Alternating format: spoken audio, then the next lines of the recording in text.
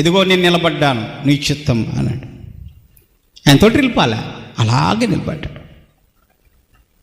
పరలోక రాజ్యం నుంచి ఒక దూత దిగి వచ్చి ఎదురుగా నిలబడినప్పుడు సింహాల నోళ్ళు మూయబడ్డాయి.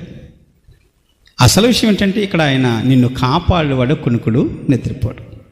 నువ్వెక్కడున్నా సరే, మన ఎవరన్నా ఇంటికి వెళ్ళి ఒకసారి లేకుండా సార్ చిన్న పని ఉంది, వెళ్ళవయ్యా, ఇప్పుడు ఎక్కడ అద్దరిత వచ్చి లెగ్గొట్టావు అంటారా అద్దరిత ఇక్కడ పని పట్టలేదు, ఆయన నిద్ర అంతా పాడు చేస్తున్నాడు ఇటు. ఇదే పని, ఇంక రెండు పని లేదు ఇడికి. ఇంకా ఎంత తీసుకుంటామండి మనం.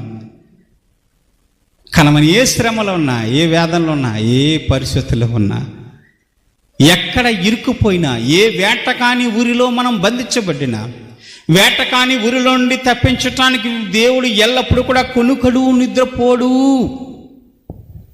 యేసయ్యా దేవునికి